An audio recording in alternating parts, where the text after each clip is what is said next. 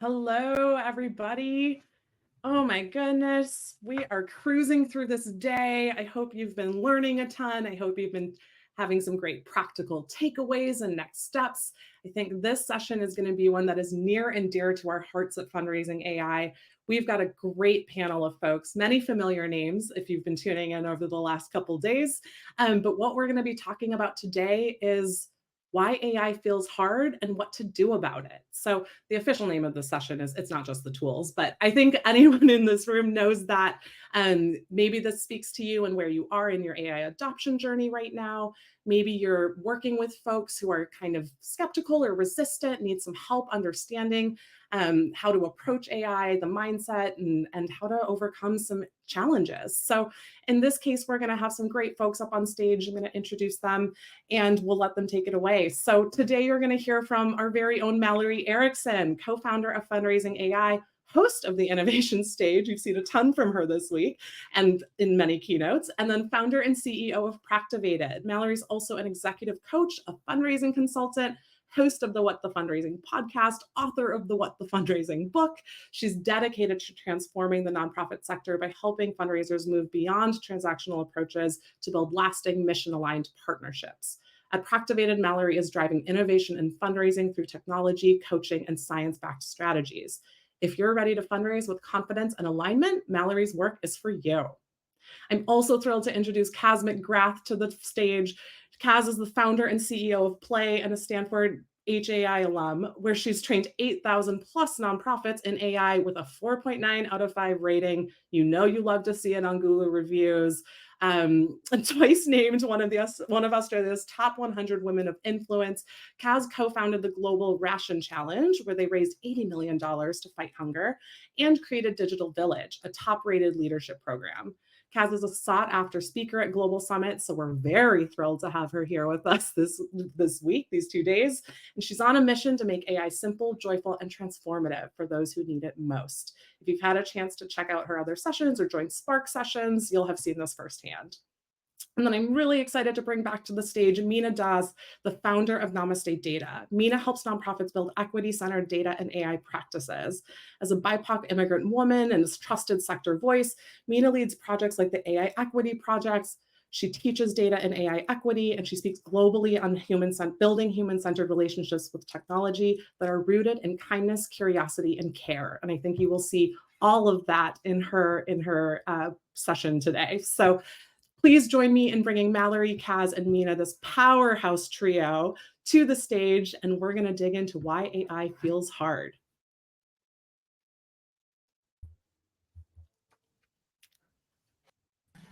Hello, hello, hello, everyone. What a joy it is to be with you all. Mallory and Meena, where are they? Are they up on screen as well? Coming up. Well, not yet. We're about to. We're kind of switching. We're going in and out. It's all part of it. It's day 2, afternoon. I want to actually start us all, if Mallory and Meena don't mind, with a bit of a breath, because I think we have all dived in and out of sessions, and we're talking about why AI is so hard. So I think we need to maybe take a big collective breath. You've all probably forgotten to. I've forgotten to. I know Mallory's probably forgotten to. Yeah. So take a big breath in now. Oh, and release it. How good is breathing? Oh my gosh.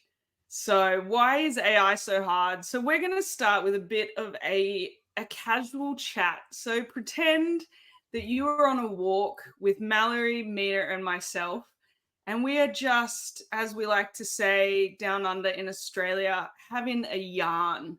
So it's like you're a fly on the wall listening to us. We're going to do that for a little while, go through some different things, and then we're going to go to audience questions and dive into the juicy stuff.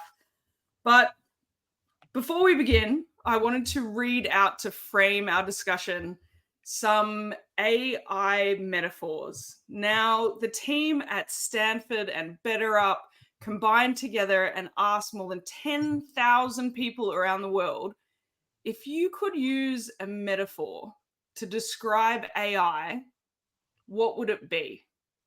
AI is like ... because. And we started asking nonprofits this all around the world. People were training our clients. And I want to read some of them out to you because they blew our minds. Okay, AI is like a mansplainer. It'll fill in what it doesn't know with whatever it wants and not tell you which parts are accurate and what supposition.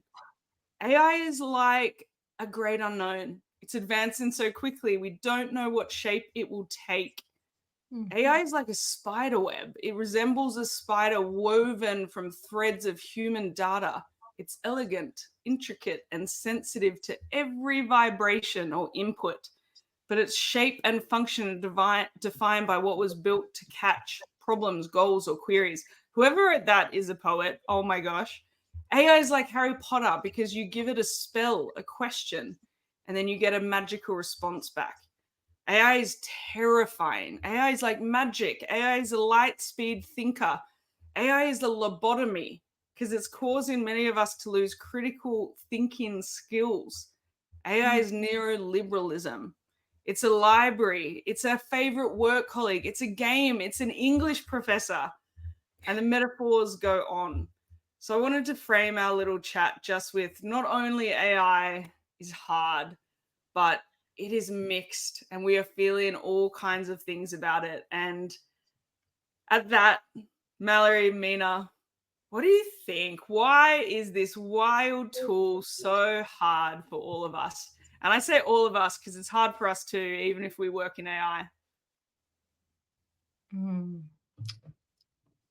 Meena, do you want to start? Never, Mallory, never. Always if you're Like, involved. I'm so tired of you doing this to me.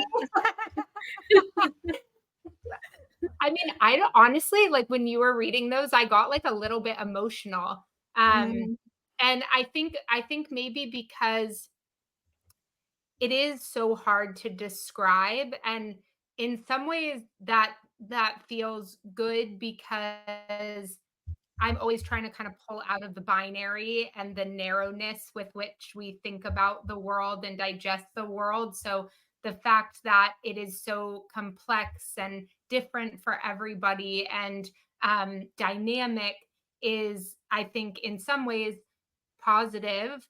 And I also like hearing all of that, the like overwhelm and the uncertainty. And I think, you know, as a non-technologist, I mean, Meena, how many times did I like call you being like, what is AI 2 years ago? You know, like I just think our desire as humans for concreteness, for clarity, for security, it isn't particularly natural for us to feel good with such a big question mark. Yeah, I'm going to echo some of that, Kaz, what Mallory just said. I think two reasons come to my mind. One, we are a group that cares a lot. That's in our DNA of this sector. We are the ones who care a lot. And we are also the ones who work with a lot less historically. So these two groups, give them anything. Forget AI. If we would give them a modern flight that can take people from point A to point B in 3 seconds, a new technology like that, it's going to scare us the same way because we care so deeply. What if this goes wrong? What if it hurts our communities? What if this harms someone? What if we break the trust? That what if questions speak so much about the time we have spent to build this trust in all these years. So I think this is why AI feels hard, because trust is at stake. And it's one of the things I've been curious is part of our structure. We want to get to this. So what do we do about it? But it's funny because one of my tendencies is to too often get to the what to do about it part of all this. And listening to you both talk and share, and as I reread those metaphors that I've read before, I wonder what part of this is us needing to sink back into that part of transformation and change and friction, which is just allowing the discomfort. Like, it is wild amount of change. It is a wild amount of learning. Like, our brains can't do it. Like, if I compare what we had to teach people in a 1-hour session now on AI versus a 1-hour session on supported journeys 4 years ago, we can only do a quarter of the information just because everyone's brain is too much. Like, it's too much newness, it's too much change. So yeah, I wonder about that discomfort piece of sitting in that better. I think if I can jump in, I think this technology is also making us question our values. Email never did that. Floppy disk never did that. CDs came, they never did that. Who are you, Meena? All they needed was plug in, store something. And now this can take my voice and integrate it with both of yours and create something. This is Kaz, Meena, and Mallory's voice here. And that can make us question, is this real? Is this authentic? Is this okay? Is this, it's making us think on our values. I think that makes it a bit of a layered extra task for us to do. And we are tired enough to take any or more tasks on our to-do lists. That makes it harder too. And for the Gen Z in the room, a floppy disk is like a CD, but it's smaller and more cool. You just store games on it. That probably speaks of my age, yeah, and my growing No, up. I love it. Bring back the floppy disk. I had many a floppy disks. Yeah, I mean, I agree, Kaz, with your assessment that, I mean, and I think this is why I care so much around like the nervous system regulation side of things, because I think that, you know, if what we're searching for is a level of certainty that is going to reduce our discomfort because we're sure, that day isn't coming. You know, like the rate of this technology is too fast that the moment we get comfortable with something, you know, I was in the prompt group, and people wanted tangible prompts so badly. And I kept thinking about, we experienced this in Practivated. Like, we build something and then the LLMs change or update, and we have to change it inside the tool, right? Like, and the moment we get comfortable, we get thrown a new curveball. And I don't think that for any of us is stopping anytime soon. And I think actually the best thing that we can do for our AI journey, but really for anything in this day and age, is develop the tools and skills that allow us to live in more ambiguity, in more uncertainty, with a little bit more flexibility, and being a little bit less attached to you know, all of those parts of us that want to just like check a box and say we're done, and that we've achieved, you know, blank, because I don't think that the world is ever going to work quite that way again. I couldn't agree more. And it's when we talk to people about, or when I talk to people about my job, it's like I do AI, but actually we only end up doing AI like 30% of the time, because every single design of a prompt or a tool ends up being that question of identity and values, like you said, Meena, and those questions about change and stress and navigating psychological safety, and what does it mean, like what matters to us in that space. And you know, the leadership programs we run usually end up speaking about that, which is such a vital step. Like, when you develop an AI policy, you're asking, what are our values around this? Do we have transparency or do we not? Which of these sides? And you can write a 101 policy and you can dive into the deeper kind of rules around it. But really, we've never had a team around the world that haven't physically split the room when we're talking about developing an AI policy and making those decisions about, what do you believe in? What do you trust? Like, what are those values of yours? And that, I think, comes back to that part of psychological safety, which is when we do have these conversations, it is a really hard skill to navigate conflict, and more importantly, to navigate conflict when we're talking about identity and values. Like, Meena, you've dived deep into this stuff. Like, I love reading your research and all the stuff coming out of it. But yeah, like, how do we navigate that? And what have you been seeing in that? I mean, with the identity stuff, I will say it's been interesting. I mean, Kaz and Mallory, you both know that I just released the AI Equity Project.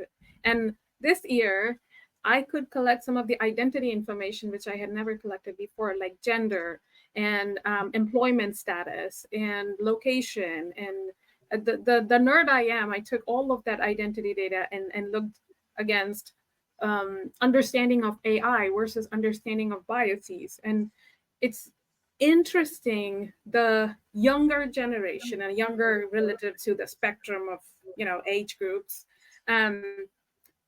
they are worried about the jobs because right now the new employees, the fresh graduate who joined as the social media coordinator is scared, actually scared, because that job can be done pretty efficiently by 5 tools, and then come and talk about agentic version that can do much more than that, then take the usual LLMs and tie everything together. Now this new person who just got a job has more pressure to prove herself now on that job, right?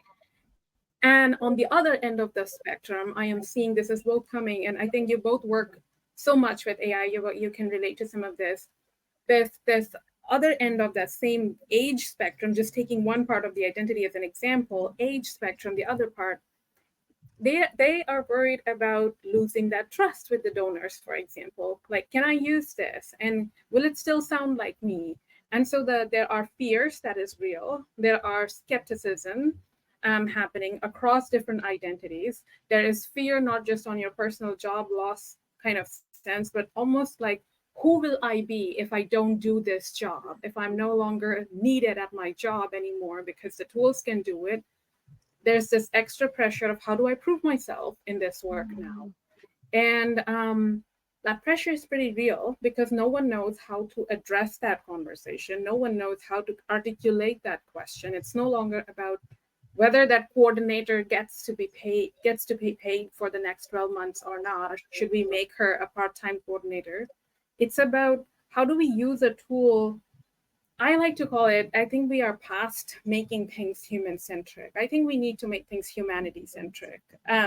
Human-centric almost makes me feel like, I'm so keen to keep myself in the conversation. I want us to focus on, how do we make our compassion and trust at the center of all of this? And then we start navigating that complex conversation, talking to a 30-year-old versus 24-year-old versus 57-year-old versus 77-year-old, talking about AI, who are all on different trajectories of their career. So I'm probably giving a very long and complex answer, Kaz, but I'm taking one identity component, and the research looks into way more than that, like location, and look with the gender, male, female, friends beyond the binary, all are navigating some complex things with AI. I love long and complex answers. Like, I'm tempted to just like sit back here and I've got a little couch in the corner, and I could definitely, but I really love that. Like, what model do we use to frame all these deep conversations? And back home, Indigenous Australians, Aboriginal people use something called a term called country, which doesn't just talk about the land or the nation that you're on, but it explains the interweaving parts of all of the systems. So of Earth, of the planet, of kinship, the family and friends around you, the environment, and how every single piece of that weaves together. And learning from those elders is something that has always amazed me, because it's like not having one thing in the center of that system and being able to hold multitudes and hold paradox. And I think as you say these things, it's that we needed to hold those parts at the same time. Some research that came out yesterday was on that the number one skill we need to have right now is the ability to learn and the ability to teach in new and different and curious ways. And I think, you yourself and I, Mallory, have learned that. I think we have a bit of a head start because we've both got ADHD. So it kind of you maybe want to learn a little quicker. Three than you cats, think. three of us have Three ADHD. out of three. How good. 3 out of 3.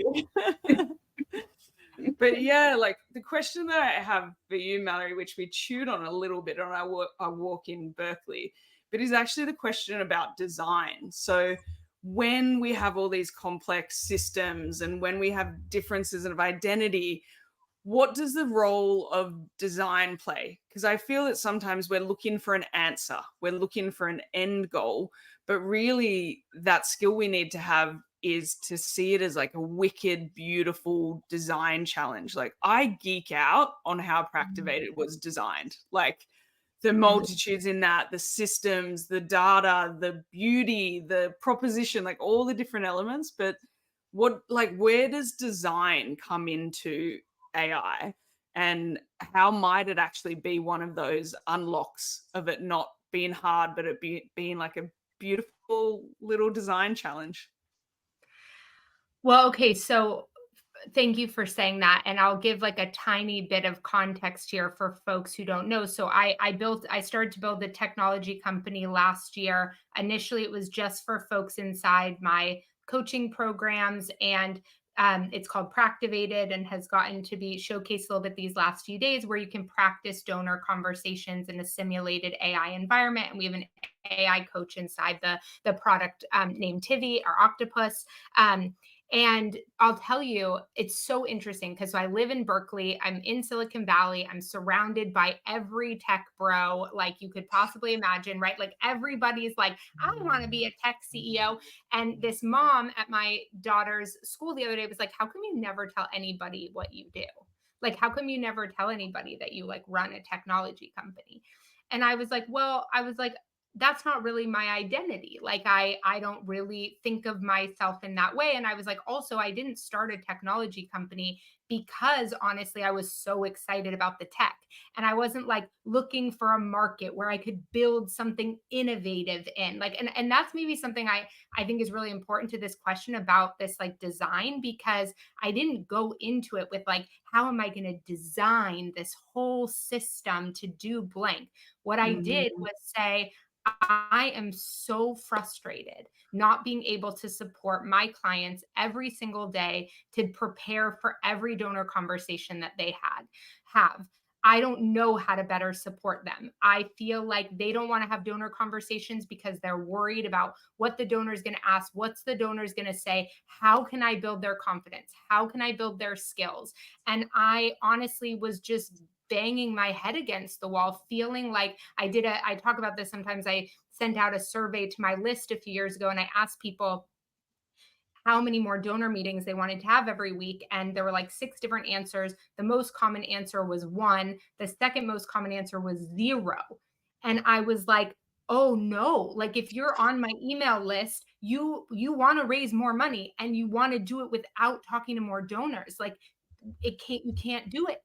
Doesn't work that way. So honestly, like everything about the design of the platform was like just trying to solve this problem, and then realizing that never could I solve this problem before generative AI. Because if you did role play with technology before generative AI, it was like you would play a 1-minute video, then you would practice what you would say, then you would play the next video, then you would like, no, that's not fun. You're not feeling like you're getting a dynamic conversation, or like that's not contextually. Generative AI is the very first thing that allowed for this to exist. So I had to use AI because there was like no other way to do it. And then the design is a constant evolution. When we first launched Practivated, it was just for practicing donor conversations. Then we watched our users log into the platform and talk to donors in their donor conversations about other donors. They were asking for advice about other donors in their donor practice scenarios.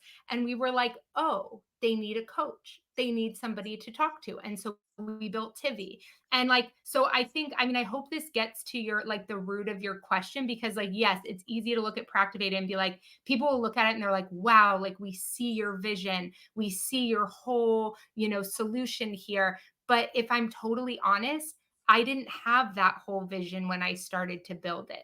I just said, we have to solve this problem. And I just started throwing things out that I thought might do it. And then I started listening and I started building and I started changing things. And like, I'm ready at any moment to be wrong, to change something again. And then I would call Meena and I'd be like, what are all the ethical concerns with this that I'm not considering? Like, but all of that required me to really go in, not trying to create the perfect design, but to solve a problem that was like keeping me up at night every night. Mm. And you I know, love- you can call me at 3 a.m. too, right? Yeah. What is happening with this? I need to talk to her urgently. I'm a little bit concerned. Yeah, like Meena, you answer your phone at all hours. Well, she can call me. I can pick it up or not. That's like the other thing. Yeah, exactly. I love listening to you talk about that because same.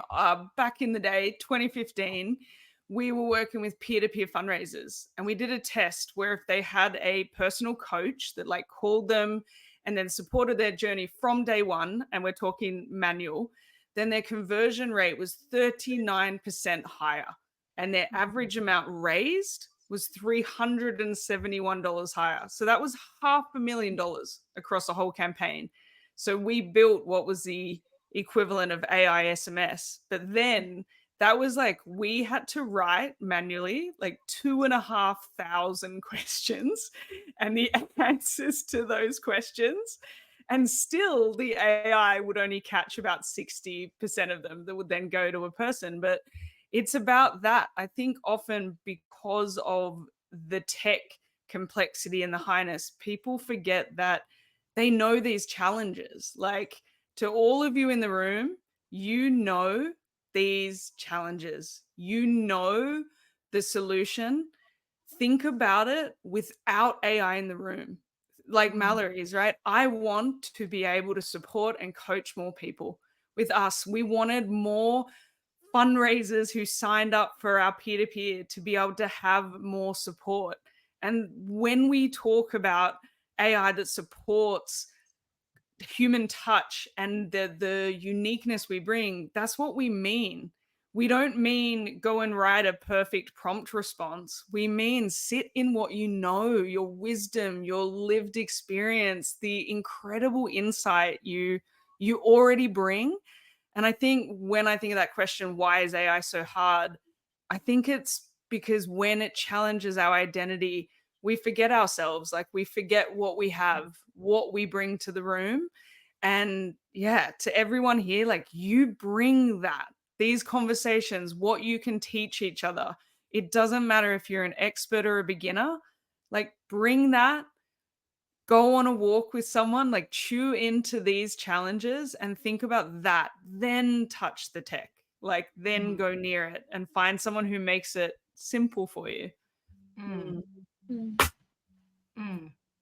Okay, 28 minutes. Meena, did you have anything you wanted to share about your research before we field some of the juicy questions in the room that I'll go into? I'll probably just echo the beautiful thing you just said. Like, go for a walk. I mean, yes, the go for a walk was important, like, for your physical health reasons, but also go for a walk and talk about AI. Because this does feel like threatening almost some days, but it doesn't have to be. The moment we remember who we are, it helps us. Helps us to get reminded of our why. And the better we remember our why, the better we can engage with this technology, the better relationship we will have with this technology. So listen to Kaz, people, for a walk. Also, sorry, go. Mallory, were you going to say something? I got one little story before we go to questions.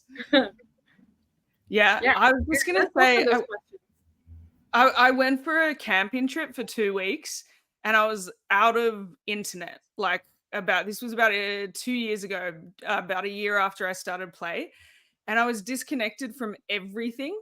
And in that 2 weeks, there was 7 new model releases. There was like 20 other tools, but I just didn't care because I was camping and I had no idea that it was happening.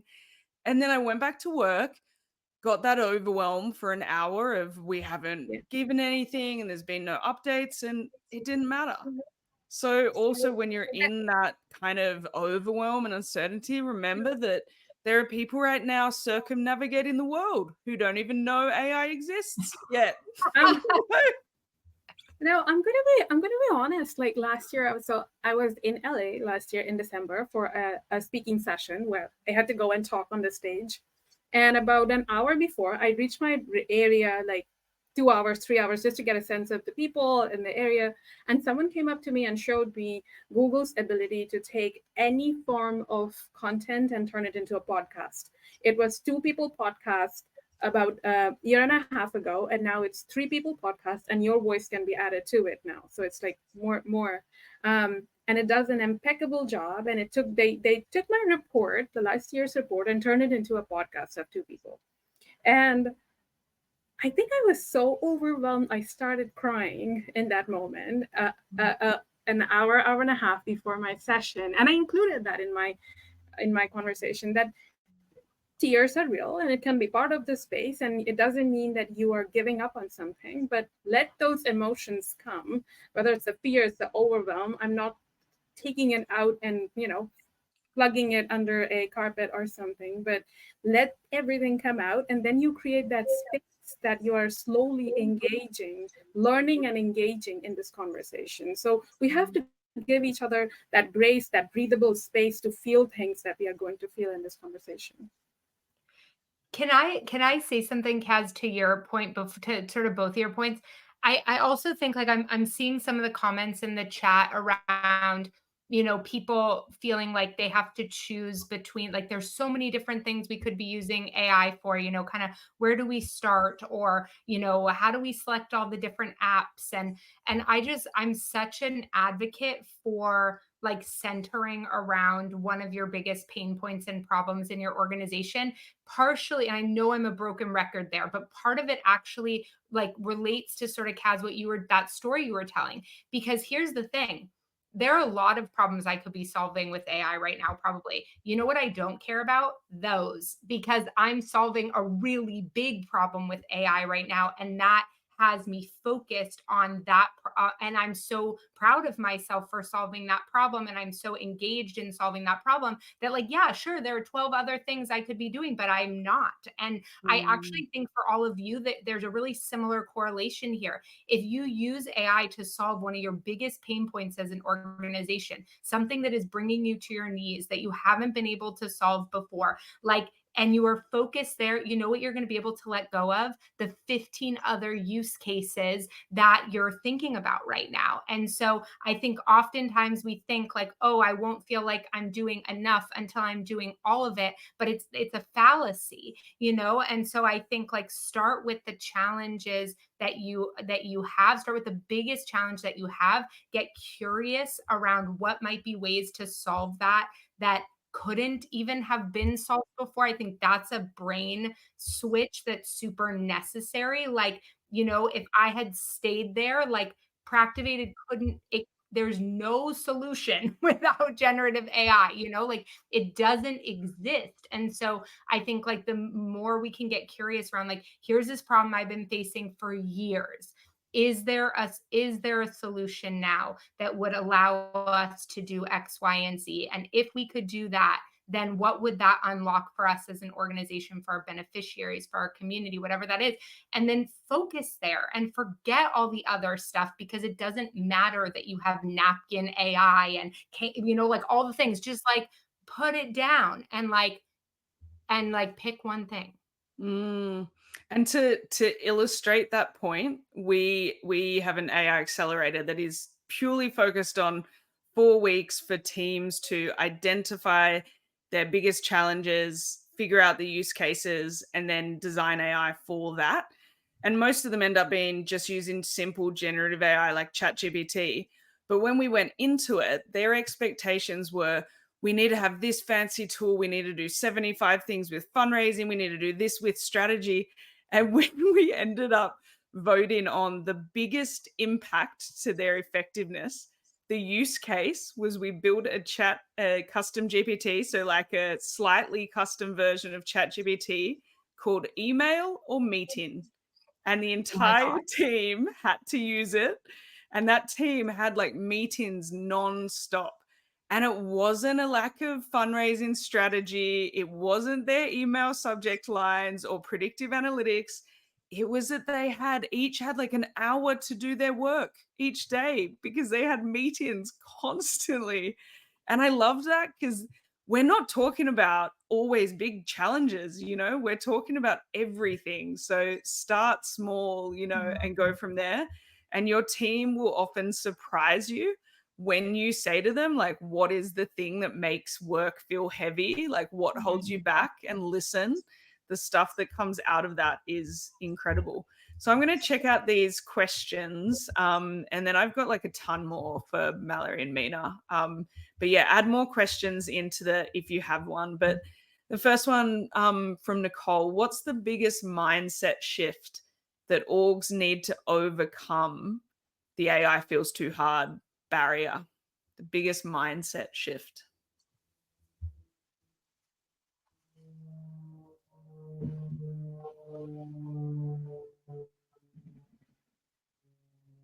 I mean, yeah, go ahead, Mallory. I was going to say you. I mean, I think maybe recognizing that something, especially given all the metaphors that you gave at the beginning, right? That's sort of like saying like humaning feels too hard. Like, right? Like, let's be more specific. Like so maybe one of the first mindset shifts is just like awareness, acknowledging and validating how we feel, that we feel that level of overwhelm, that it feels overwhelmingly hard in every area because we are overwhelmed. And then maybe to just like pick or play in one area where it feels slightly less hard and just like open up curiosity there. Yeah, I'll agree with that. Most of the times I get the question, first thing I get in my workshop is the first thing is, I don't know what I don't know, Meena. What are the tools out there? Like that's I ask the first question in the workshops, what are your feelings about AI? And most nonprofit leaders say, I don't know what exists out there. I think that what makes me overwhelmed. What can I do with AI? And as legit as that question is, what we were just saying a minute ago, both of you, we need to look inward. We need to look internal. What is your one problem? What is your one challenge? Yes, we don't know about all the tools that exist out there, but we know us. We know our values. We know our mission. We know our staff members. We know what needs to be solved. So yes, I did cry when I first saw that beautiful podcast that was created in like 60 seconds or 90 seconds. But do I really need a podcast for my report? No, I don't. The way I am using my report to talk to people and still build that connection, it is happening and it's enough and it's meaningful. The day I will need a podcast to build that accessibility, I will go out and seek those tools. So that's, I think, the biggest sort of that mindset shift, that you need to know everything. You need to apply everything right now or else you are losing. This is not a competition. We are using something for our connection. Oh, I love that. I love the use of nature systems in big, twisty challenger like this. And there's a model that I am obsessed with called eco-cycle planning. And it's a figure eight that goes all the way from like a seed in the ground in the compost to just sticking out of the soil and then growing in a mature tree, and then the wildfire that brings the ash and the rejuvenation. And when we look at long-term systems change, it's such an important model. And I think when we look at AI, it's such an important model. Whether we're mapping out what are we learning, like what's in seed that we need to water, what do we really need to invest in, like what's a big mature tree in our organization that we need to allow to burn down, like a belief that we've held that we need a release, that we need to allow to go through that destruction and rejuvenation. And I think when it comes to mindset, it's the enoughness in different stages and different places. They're not needing to do everything. It's like, Mallory, you say it all the time. It's the perfectionism, right? It sits on our shoulder all the time. And I think it's the mindset of enoughness and of curiosity and of being able to say we don't know and then ask the curious question and lean on the community, lean on the system around us to explore that. Next question. Do you think that this is a juicy one. Do you think that human-based connection is going to become a competitive edge in the age of AI? Spoiler alert, I think so, from Jennifer Williams. Who wants to go first? This is a good one. I mean, this feels a little bit silly for me to answer because my entire AI platform is about how to improve human connection. So Yeah. I definitely think so. I mean, I always say like Practivated is AI to actually improve real human connection. So, I mean, I think competitive edge, I think it's just going to be a more sought out experience. And I think that, but I think that by that I mean real connection, like not just two bodies being next to each other and like not just two people being on Zoom together. I mean like real connected relationships where we are allowing ourselves to be truly known, where we're creating space for the other person to be truly known, where we're engaging in the vulnerabilities and authenticities that are uniquely human. And so I think that, it feels a little weird to say competitive edge there, although I think, yes, it will be used as a competitive edge. And there's a great book by Dr. Carol Robin called Connect, Building Exceptional Relationships. And that's a really cool book to read around connection. But yeah, I mean, I think it's going to become ever so more important that we can break through the noise with real, true connection. And I actually think sometimes that will happen in writing. Sometimes that will happen in person. Sometimes that will happen in virtual settings. But there will be components of that felt experiences, connection on both sides that are going to be treasured by us. I'm just going to add that it's going to be real, and I think it's going to be a hard work.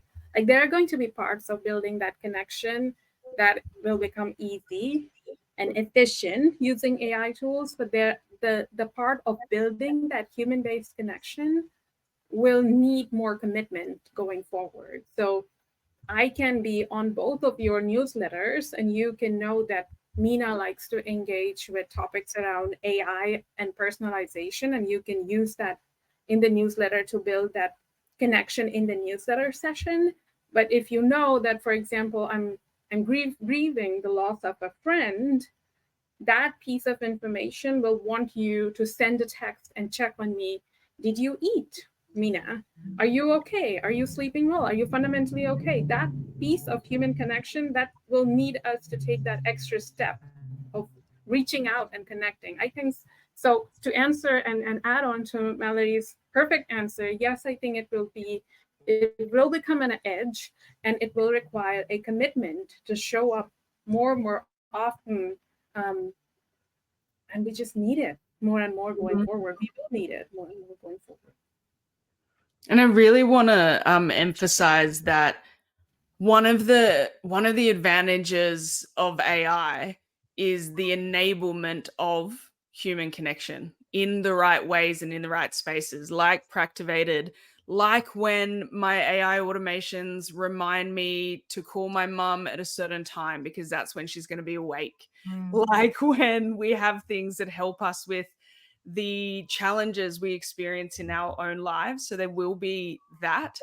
And I think too, there are things in our sector in fundraising that we need to acknowledge are thought about, created, have a purpose of human connection, but can be better at scale with technology.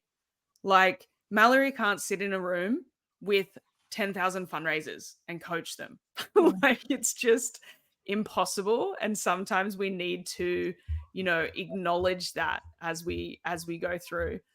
So we have time for one more question. I like this one. What is your AI metaphor? So Meena or Mallory, AI is like ...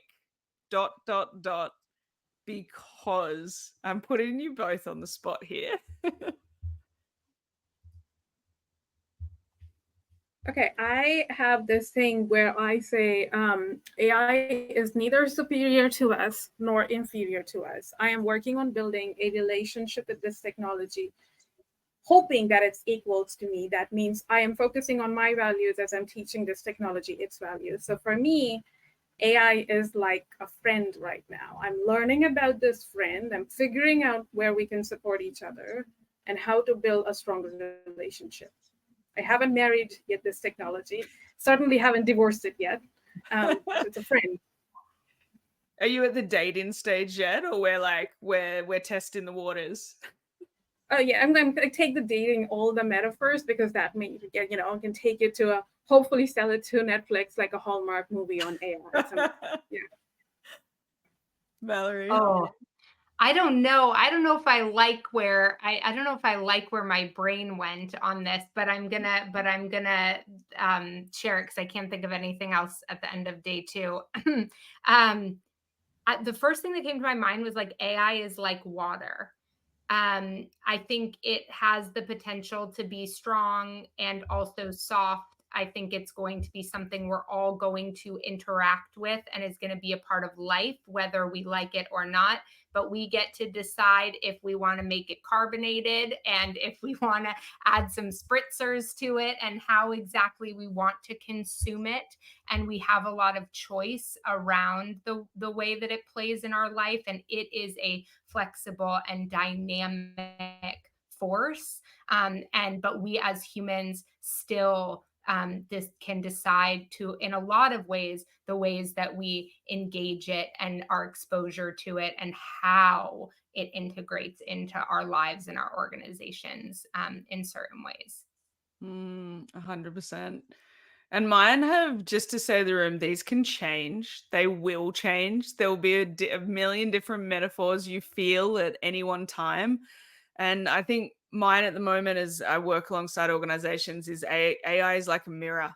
It shows us the questions we want to ask, what we want to do. It helps us reflect on the deeper meaning of what are we actually doing here? What do we want out of this? What do we believe in? What's our identity? What do we want to see as a sector? So I want to leave you all with that. If you were looking in a mirror and looking at AI, what are those questions you want to ask it? How do you want to be using it? How do you want to be creating safety in conversations? And ask each other a bunch of questions like this. Ask about metaphor. Ask your colleagues what is hard and sit with them in it. I'm going to continue a conversation afterwards. I'm not sure, Meena and Mallory, are you joining? You're race. I think Mallory's racing off to another something. Busy day, but I'll be in the lounge for anyone who wants to go deep or ask any questions about the research, the data, how to move forward and do something about this in terms of little specific actions. Meena, are you going to be joining us in the lounge?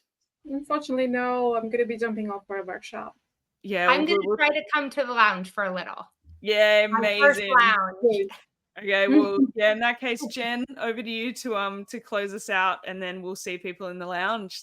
Thanks, Mallory and Meena. Oh my gosh, incredible. Oh my gosh, I love all of you individually. I love all of you together. What a powerhouse conversation. And thank you for walking through some really challenging experiences that a lot of us are having and helping us sit with that, hold space for that, and ultimately think about how we can bring others along in that journey with us. So thank you a ton. For folks, I will be walking through how to get to the lounge in just a moment here.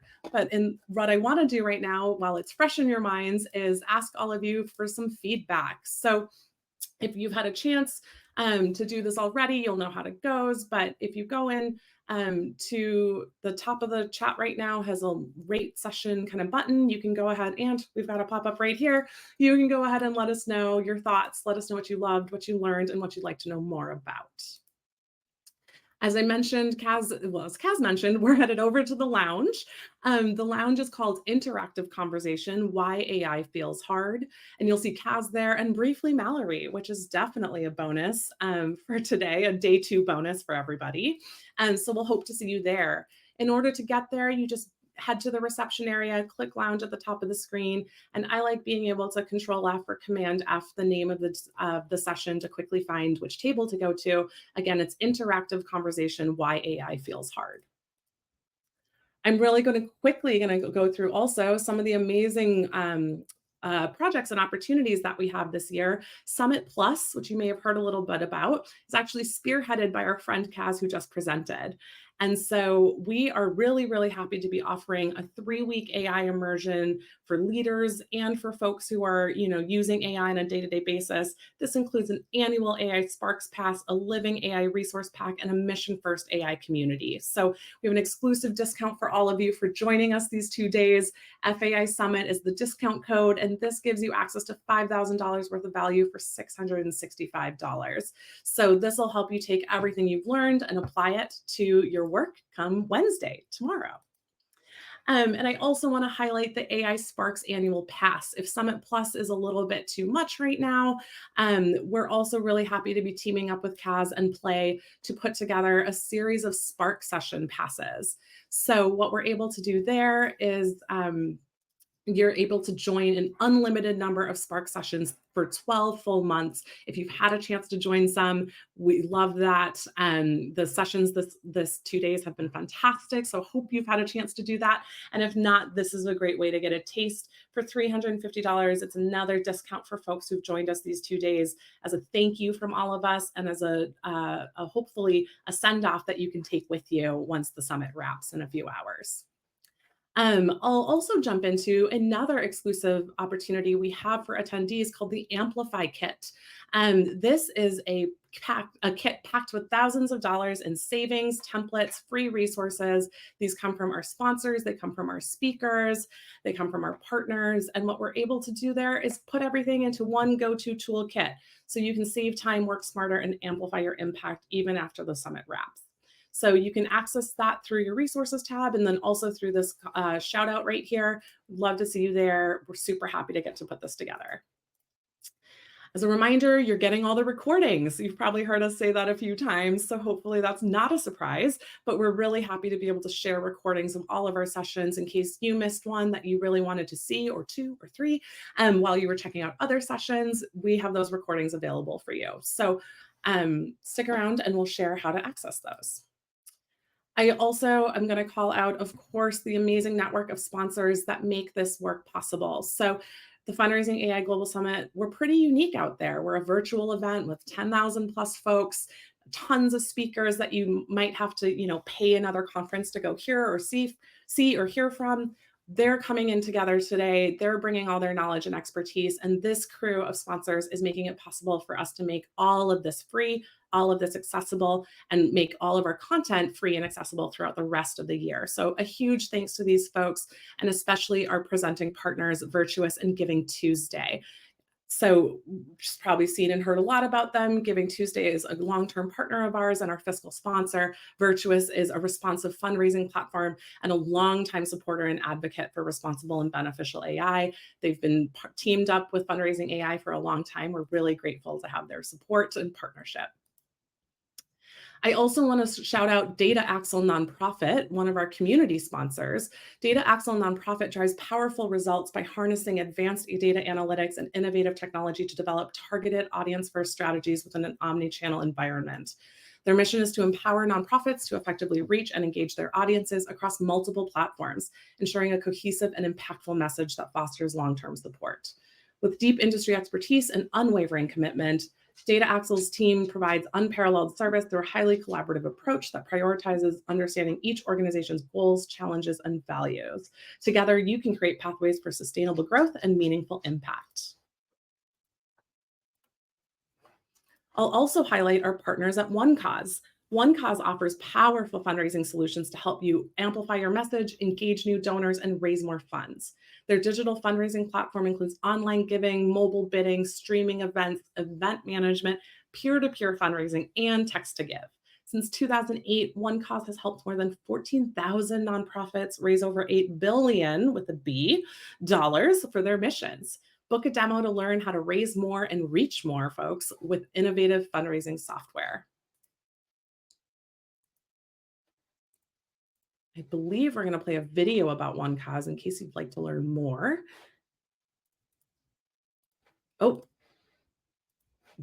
Jumping right ahead actually into one of their fantastic brand new resources from One Cause. This is their 2025 Fundraising Outlook Report. This is where you can learn the latest nonprofit trends and strategies for success. And if you stick around and join us for our next session, Steve from One Cause is going to be sharing more about frictionless fundraising. This will also, you'll be entered to win a ticket to the 2026 One Cause Raise Conference.